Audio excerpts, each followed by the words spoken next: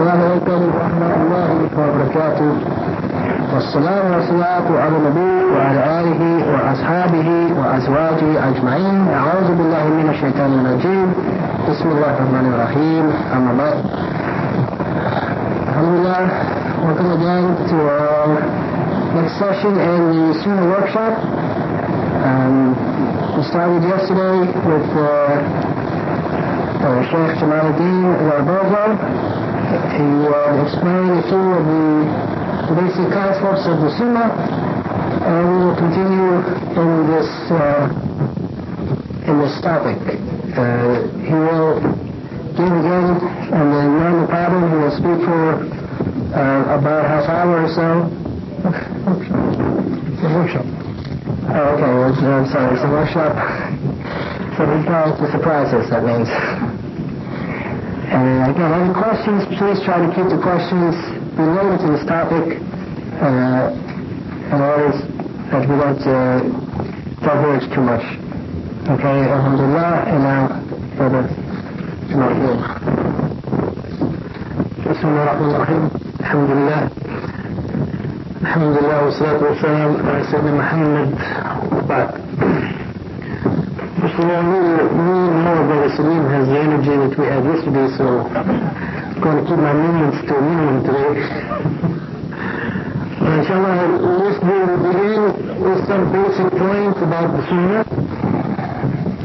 For those of you who want to, basically we define what is the Sunnah from different points of view, with different definitions given by different scholars of different areas. And then we discussed very briefly the place of the Sunnah as confirmed in the Qur'an itself, and we passed out a handout which listed about 20 verses confirming the place of the Sunnah of the Prophet Muhammad ﷺ. And finally, I believe we discussed the relative authority of the Qur'an and the Sunnah and Islamic law. Are they to be considered of equivalent authority? Does the Qur'an take precedence and so forth? Well, inshallah, we're going to continue today. As I mentioned in the beginning, some of these topics are kind of a mixture of ulum al-hadith type topics as well as usul fiqh topics. Well, inshallah, the first topic that we're going to discuss today is a topic that has unfortunately led to a great deal of confusion among many brothers, and even you can see some, unfortunately, if I may say so, even you can see some of the ulama who have not discussed this question in detail, making mistakes with respect to this situation, or this topic that we're going to discuss today. I don't know how it is. Can you pull this microphone out so I can hear what's going on? We defined the Sunnah. How did we define the Sunnah yesterday? I'm killing top now to get ready. How did we define the Sunnah yesterday? I'm interested in the definition of Sunnah from an usul point of view. Oh yeah, you could look on your handout if you like.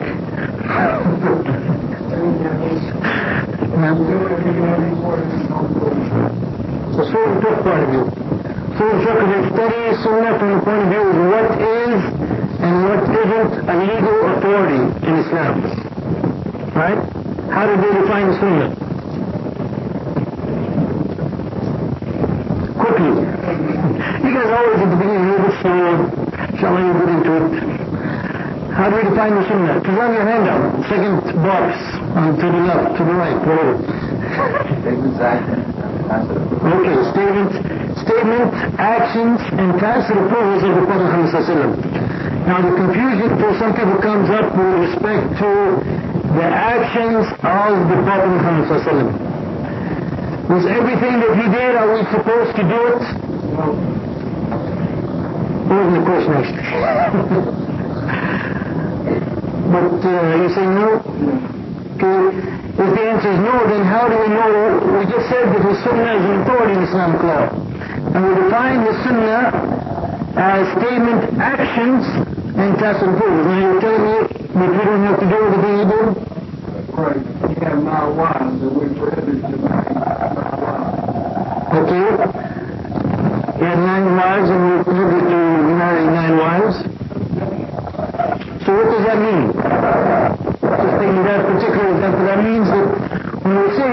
actions of the Prophet ﷺ are a source of authority in Sunnah and appears as an authority in Islamic law, this means that we're talking about specific actions. We're not necessarily talking about all of the actions of the Prophet Muhammad ﷺ. And let's go to the board that we didn't talk yesterday. I'm sure tomorrow we'll make sure that we never invite it back.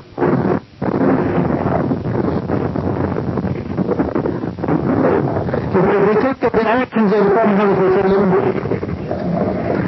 we can see that he did actions for many different reasons. For example, he did actions that, because he lived at a specific time, they were the customs of his people. I don't know, can the sisters read that? I usually have pretty small handwriting when I try to enlarge it for today. There were some things that were customary actions during his time, which the Prophet ﷺ performed. He did them. Would those be considered part of the Sunnah? Sure, they're part of the Sunnah. In what sense? In what sense? I don't know, but they're part of the Sunnah. We'll get to the sense of it. Inshallah. There's other actions that he did because of a personal liking or personal disliking.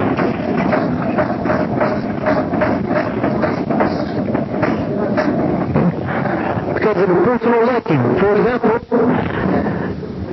there was one time a kind of food that was offered to him and he didn't eat it. And when he's asked why didn't he eat it, he was asked, is it haram? He said, no, it's not haram, but it's not the food of my people. What kind of food was it? Okay? So that's personal liking on his part. Or personal characteristic, personal physical characteristic also.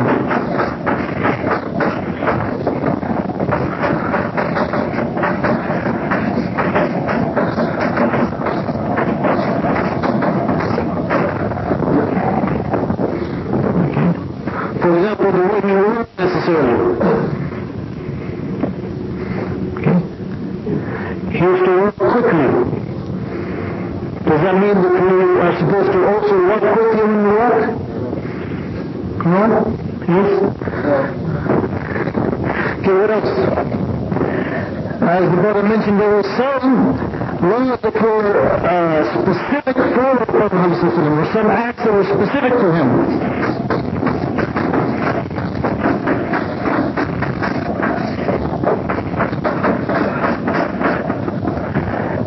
Should we follow them? I mean, by definition, specific for him, obviously, we do not follow them. As, for example, the fact that he had 9 wives, more than 4 wives, let's say. Okay, what else?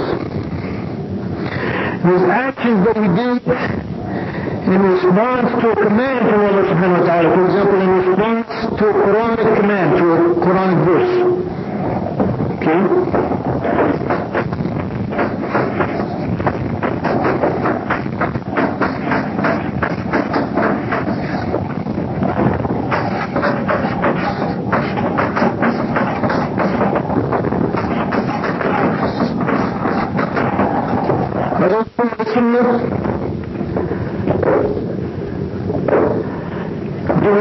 Is it obligatory for us to do those things?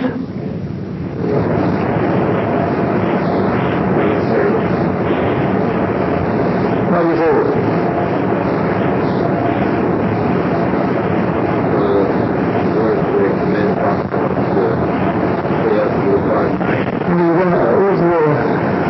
Where's the other microphone? The workshop. Get to work.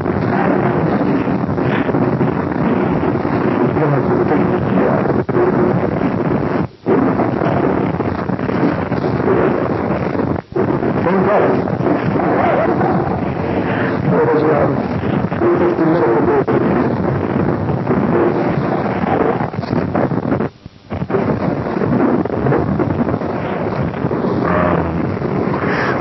when Allah subhanahu wa ta'ala says to the Prophet to stay a little quiet at night, to, pray with Allah subhanahu wa ta'ala. It was response to a final verse that he did that. Yeah, okay. I'm not talking about specific right now, I'm talking about a more general. For example, the Qur'an says to pray, and you pray. That action, do we have to follow that action? Yeah. It's obligatory on us to follow that action? Okay, now, it's all obligatory, yeah. Okay, we'll get to it more detail in just a few. Right now we're just trying to figure out what are the different kinds of actions of the Prophet Muhammad sallallahu alaihi wasallam. Now,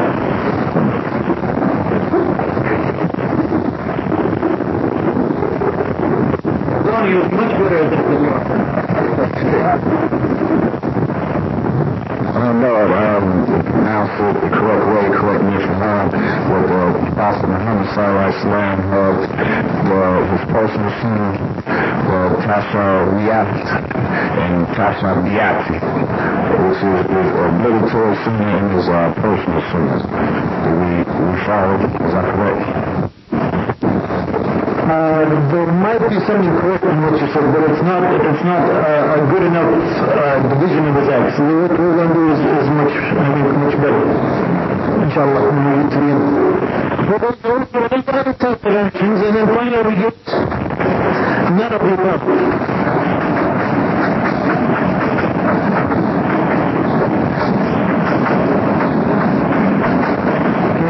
Basically, this last category are those actions that the Prophet performed, but we cannot really put it into any of these categories.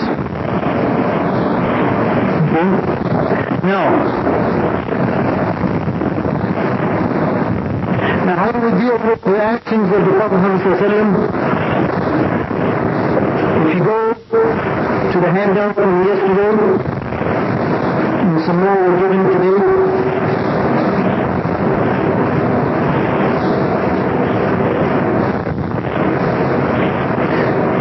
handout which shows that the Prophet says steps to determine ruling of the Prophet's act. I'm correcting the English as I read it. Okay. I hope this table or this somewhat of a flowchart is clear to most of you.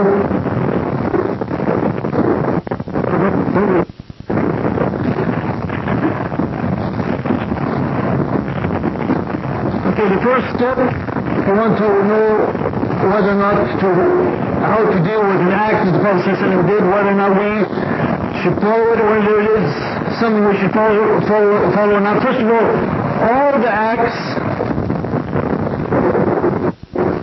all the acts except for this category, all the acts are tashri'.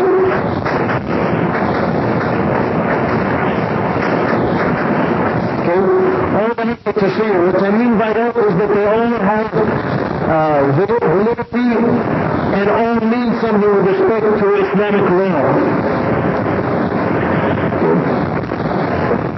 For example, what we're going to do is we're going to distinguish between those acts which are khutbah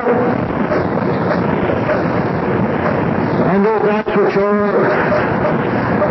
by the way, this is a distortion of the Arabic language, those acts which are khutbah and those acts which are not khutbah. What I mean by that is we're going to distinguish between those acts that we should follow as Muslims, either obligatory for us to follow or it is recommended for us to follow, as opposed to those acts which we do not need to follow, and there is no reward necessarily in following. Okay, that's our goal, to distinguish what acts the Prophet were meant to set an example to us, and what acts, in fact, we have no need to follow.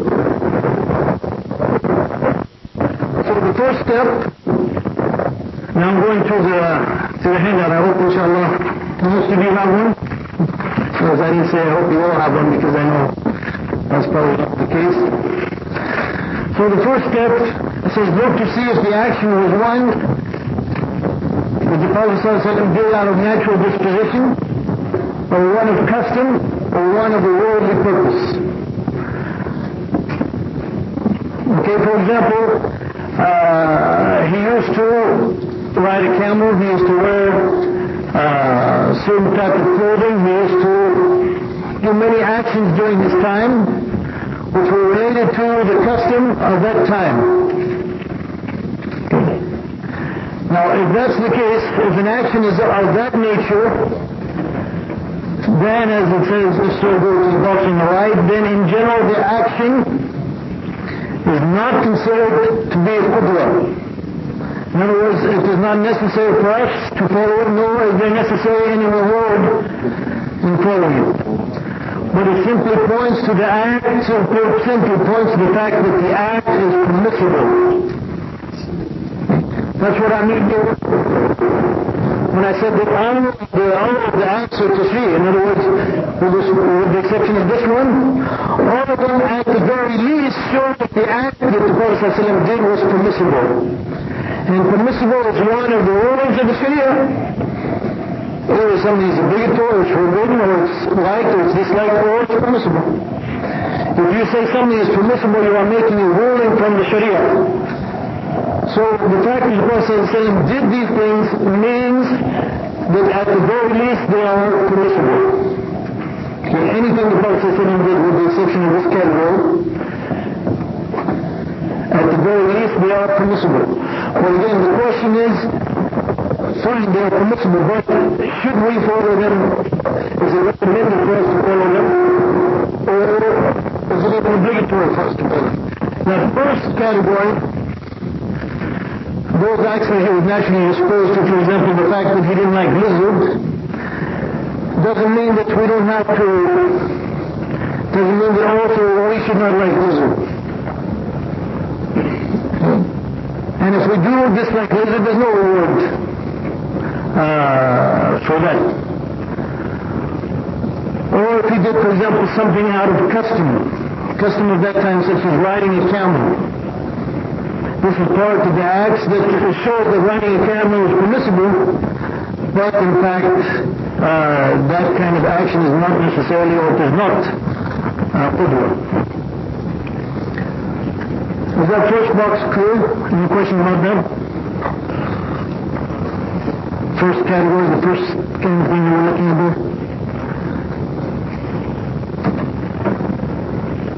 I guess it's clear to those brothers who are reading this. This is too clear, we know all this.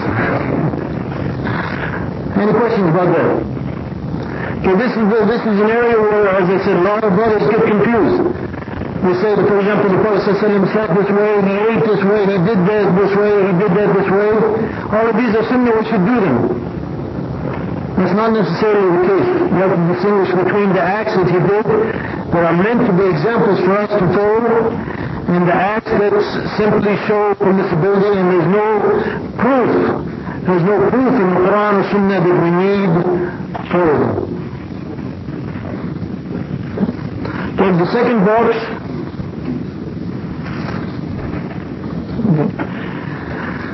See if there's any evidence that prevents the application of its ruling, in other words, of the act's ruling, to be applied to them as a whole. What we're doing here basically is now we're just taking out those actions which were specific to the Prophet ﷺ, such as the fact that he married more than 4 wives, and also his mu'jizat or his miracles that performed. Obviously, these kind of acts that the Prophet ﷺ did, they are part of the Sunnah, especially from the Hadith point of view, but they are not qudwa.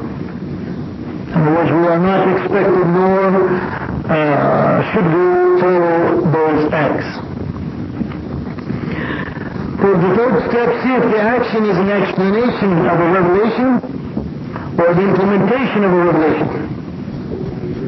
Okay. What do you do in this case? Now. Wa alaikum salam.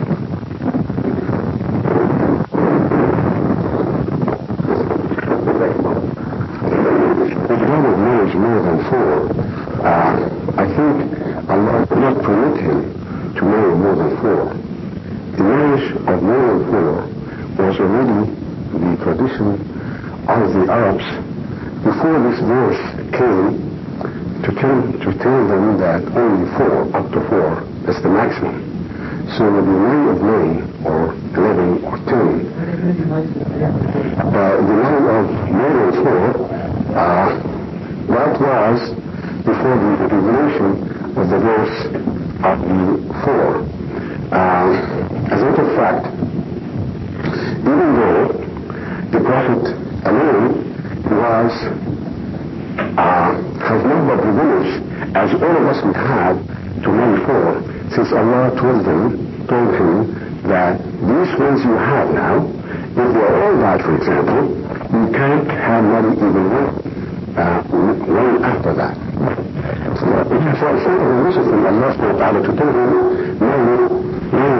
or whatever the number was, that the Prophet, when the verse revealed, the Prophet told the Sahaba, keep 4 and let the rest or the other 4 reverse them or let them free. But in the case of the Prophet himself, if he kept 4 and used the rest of the 7 or the 9, who will marry them? We are the mothers of the believers, so we have no chance to get married again. And Allah subhanahu wa ta'ala is just.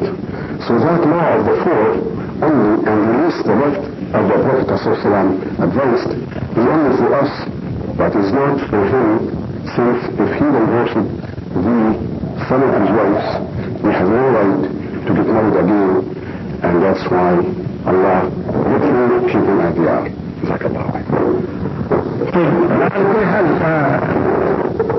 And your explanation didn't affect anything with respect to what we're talking about. It says something khas for the Prophet ﷺ. But you pointed out too, number one, if someone becomes Muslim and he has more than 4 wives, he must divorce, or in other words, he must divorce any number of wives that he has about 4. But that's not true for the Prophet ﷺ.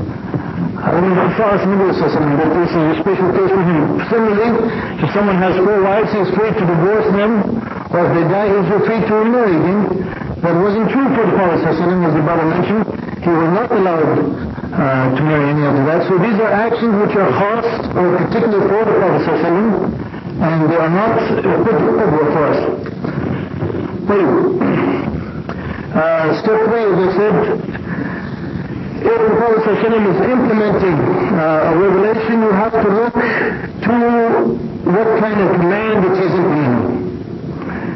If he's implementing a command from Allah subhanahu wa ta'ala or an obligation, then that means that the act that he's doing is also to be considered obligatory. If he's implementing something which is for something that is recommended, and the toning, the wording of the Qur'an implies that it is recommended, and he does it, it means also that that act that he did is recommended. And if the wording of the Qur'an shows that the act is something permissible that the Prophet ﷺ had some choice about, then it means that the act that he did is permissible. So just because he's implementing something from in response to Quranic verse, you cannot say offhand, well, that means that it's obligatory, you have to follow or not. You have to look, what was the Quranic verse? Is it a command to do something, an obligation?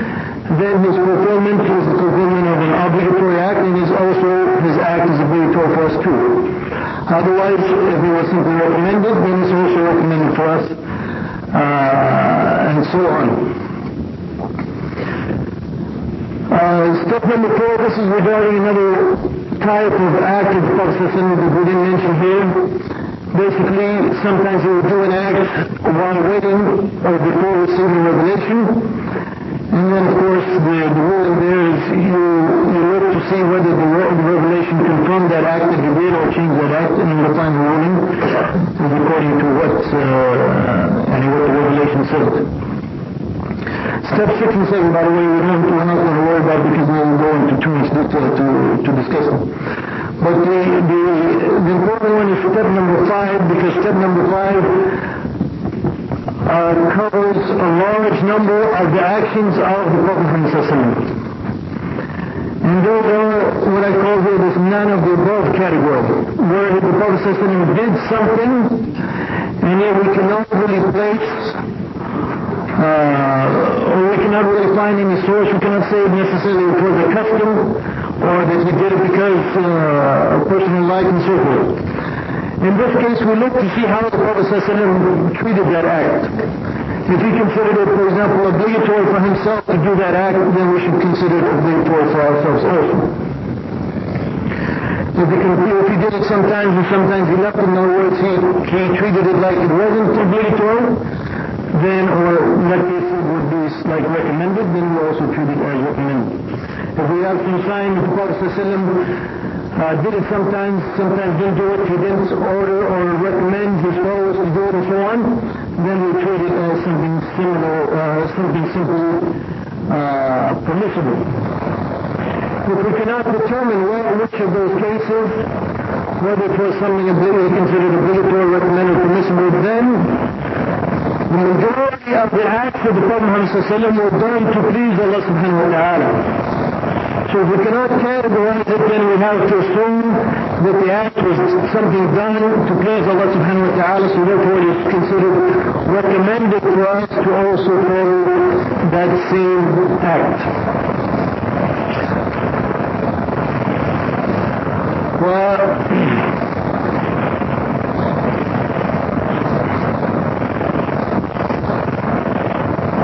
I would like to give some examples and ask you what do you think that example falls into. For example, when the Prophet ﷺ used to walk,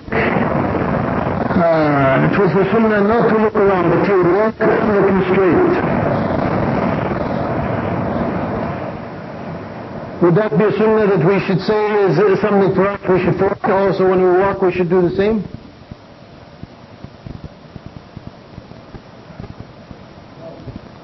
No, why not?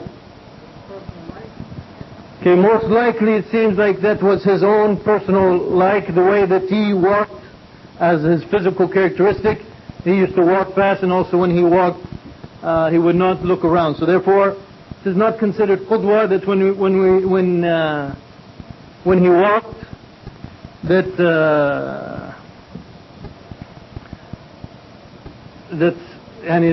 when we walk we should not look around.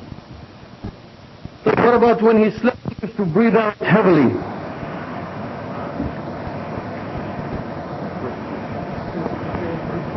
Okay, that's part of his own personal physical behavior. It is not considered qudwa. Now, in I think Surah 24, Allah says when the believing men and also believing women walk, they should lower their gaze. No. Would that be a response to that? No, that means they should lower their gaze, but even when you lower your gaze, you could look from side to side. Right?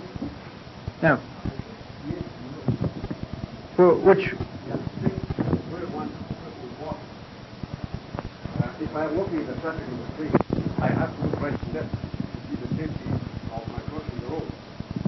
But if I'm walking in an area which is inside here, the corridors, for example, I have to walk straight. Now, the point is, the Prophet ﷺ did not look around. Yeah, right. But the question is that sunnah of his, that action of his, is it to be considered qudwa or not? Most likely there's no evidence that it falls under any of the other categories except for that was his own personal liking and so forth. What about the fact that the Prophet ﷺ would not pray Maghrib? He would not pray Maghrib until he broke his fast, even if it were just with a glass of water.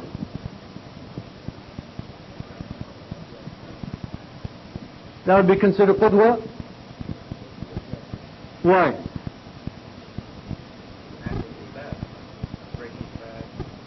Okay, breaking the fast is an act of ibadah.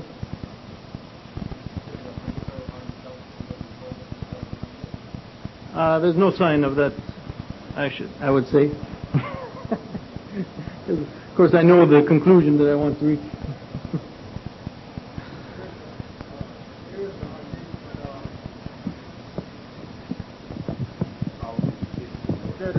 informed us that to delay the sahur and to break your fast as soon as possible.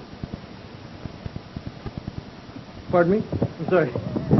I was just saying that there is a hadith that states that to delay the sahur and to break the fast as soon as possible. Yes, that's correct.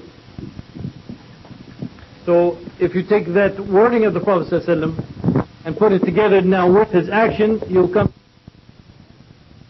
I consider that one as the order, or the act that we should follow, including Prophet ﷺ. Then you mentioned that, well, at other point Prophet ﷺ said, maybe you should do otherwise. You are saying that you should pray with shoes on once in a while. No. Does it really, you mean to reply that one that Prophet ﷺ meant that you should pray with shoes sometimes? No. Did he mention the word shoes? No. There is a hadith and an authentic calling of your mean that way? No, no.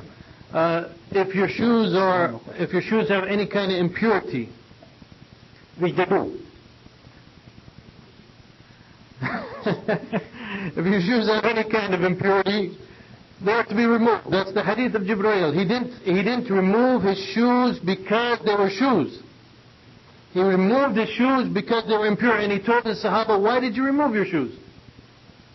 He told the Sahaba, why did you remove your shoes? Mine had some impurity, so I removed it. But why did you remove your shoes? And similar in other hadith, he stressed that we should differ from the Jews and pray in our shoes, meaning if we insist on never praying in our shoes, that somehow it's not legal to pray in our shoes, we're becoming like the Jews. That's something the Jews believe, and that is not correct. And the Prophet ﷺ told us to differ from them and to pray in our shoes. This would mean that if you have brand new shoes, you can pray with the shoes on. Sure. Excuse me, one more question on that line. You talk about the covering your head during the salat again. No. You said there is nothing authentic or hadith that you get a reward for praying with with your head covered. No. But if you consider some other things which has been taught, that if you do with a niyyah of what Prophet ﷺ did, is considered the act of ibadah. And if it is an act of ibadah, you get a reward for following and doing ibadah. So if under that category, wouldn't you say that, if Prophet ﷺ prayed with his head covered, and you pray with that niyyah, you may be considered as doing ibadah, and that will be maybe rewarded for that one? No. I'll give you the emotional answer first, and then the academic answer. The emotional answer is yes, inshallah, you will be rewarded for it. Okay? The academic answer is probably not. And it goes back to the situation, the comparison between Ibn Umar and all of the other Sahaba. Ibn Umar, when he was going, for example, to Hajj, he stopped in exactly the same place to urinate where the Prophet Muhammad urinated. And the other Sahaba did not consider that correct on his part. And that the actions of the Prophet were not meant in that nature. So we get rewarded for following the Sunnah in those things that we're supposed to follow the Sunnah. If there's something in the Sunnah that we're not necessarily supposed to follow, or there's no evidence that we should follow it, then if we follow it with the intention that the Prophet ﷺ did it, and so therefore we're also going to do it, like what Imam Ahmed did one time. He heard that the Prophet ﷺ was cupped, hujama, and he paid the one who cupped him. So therefore he called someone to cup him, and he paid that man, and he said, I was not sick or anything, but simply I heard the Prophet ﷺ had himself cupped, and so then he paid the man, so I had myself cupped and I paid my man. So obviously Imam Ahmed believed that yes, whatever the Prophet ﷺ did, if you have the intention to do it, your intention is to follow the steps of the Prophet ﷺ, you will be rewarded. But this doesn't seem to be the opinion of the majority of the Usuliyin from the time even of the Sahaba. If the action was meant to be followed and then you follow it and with the reward of following the Sunnah, then you will get reward. But if the act wasn't necessarily meant to be followed, that's not the case. Yes, in making wudu, is it qatwa as soon as to wash behind the ears one time? Or three? Because I read in Sahih Muslim that the Prophet washed behind his ears doing wudu one time. As far as I know, Allahu Alam, and I'm pretty sure about this, the Sunnah is just once. Just once. Can you say, in reference to that, like if I'm wearing this through because Rasulullah alayhi salatu salam wore it, then my niyat is bid'ah.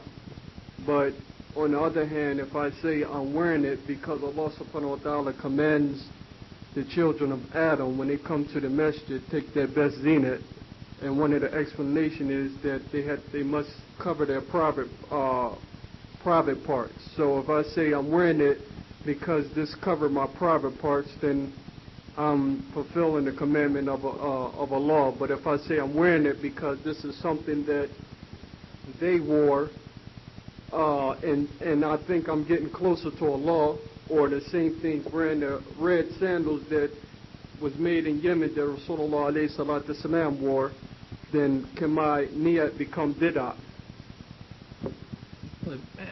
Bismillahirrahmanirrahim. In general, if you change the status of something, in other words, if the Sharia considers something permissible and you take it as something mustahab, and I mean you consider it like you give a ruling for yourself or for others, you give fatwa that this is mustahab, even though the evidence is clearly that it is permissible, this is also kind of bid'ah. This is one of the most common kinds of bid'ah. That you change the status of something which is simply recommended, you insist on it as something obligatory. This is wrong. So if you do something like that, you change something from permissible to recommended or obligatory, this is a mistake, and this is a kind of, or let's put it this way, this is one of the sources of bid'ah.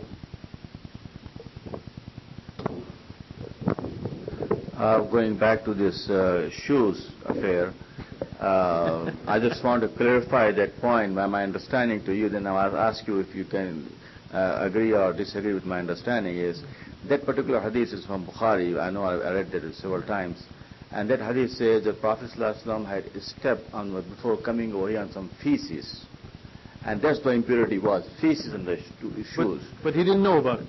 He didn't know about it. And then also it comes later, if you have feces in the shoes, all you do is rub on the ground and that purifies it. Remove it, it purifies it. And after rubbing on the ground, you can still pray with the shoes on. And this was the prayer going on in Masjid Nabawi. And they used to pray in the Masjid Nabawi, all the Sahaba plus Prophet ﷺ with the shoes on all the time. That was one incident when he had the impurity, and Jibreel Islam informed him, while praying he took the shoes off, and then after the prayer they said, why do you take the shoes off? All the Sahaba took it, and then he told them that I took off because Jibreel told me that I had feces on the shoe, I did not know about it, and you don't have to take the shoes off. So what I understand is, while the prayer, for the prayers, taking the shoes off is not important. Whether with the shoes on or shoes off does not make any difference in the prayer. Your prayer does not get better one way or the other. Yes, that's correct. Whether you pray with your shoes on or not is not important. If there's some impurity on them, you have to remove them. If you remove them for some other reason, like your carpet is clean, your house is clean, you want to keep it clean, so therefore when you enter your house, for example, you take your shoes off and you keep your house clean, and you pray without your shoes in your house or in a mosque or whatever, then you're doing it for a different reason, a permissible reason. There's nothing wrong with it. Yeah. Please, brothers, no more questions about shoes. There's a lot of other topics to discuss. But at the same time, you should, if you can, sometime in your life, pray with your shoes on. Just to be, in other words, don't insist necessarily on taking your shoes off. Is it necessary, the Sunnah of the Prophet, in one of these categories, where you have to sit down every time you drink a liquid? Please. The Prophet ﷺ, actually now we're talking about state and action and combining the two again. The Prophet ﷺ said that someone should not drink while standing. Okay? And even in one hadith he said that if someone forgets, he should vomit what he had drank. But then at the same time we find an exception to that. We find the Prophet ﷺ himself had drank while standing one time. But now what should we do? Should we follow the general statement that he made, or should we follow his particular action? Now in general, from the point of view of Usul al-Fiqh, the statement is stronger than the action. Because the statement is clear, while the action could have some other reasons behind it. The actions could have some other reasons behind it. So when he said that you cannot drink while standing, and if you forget you should vomit what you drank, that's a pretty clear statement. And that he drank while standing, if we study that hadith and consider the fact that a statement is a stronger proof in Usul al-Fiqh than an action, we go to that action and we see, and we try to study it. When did he do that? He did that during Hajj. What's the situation during Hajj? It's crowded, right? So why did he do it? Some scholars conclude that he did that while drinking Zamzam water, so they said it's okay to do it while drinking Zamzam water. Others say that he did it in a situation where it was crowded, it was difficult for him to sit, or it would have been difficult for him to sit, and so therefore, if necessary, you may drink while standing. I think this is the last comment or question. Most of the act of worship, including all the prayers during the Hajj time, is done with bare head, with no covering the head. Yes. Part of it must be done. But I'm saying we talk about praying and covering the head, but all the Hajj time we don't have any covering over the head, which is that we must not have something over the head while you are praying. It's not good to make qiyas or analogy from one action of ibadah to another action. Okay? Because you do something, for example, in Hajj, so therefore you apply it to other times. That's not necessarily the case. Each one has its own special rulings, and since ibadah, the rules of ibadah only come from Allah, they're not based on our rational thought. We should be careful about trying to make analogy.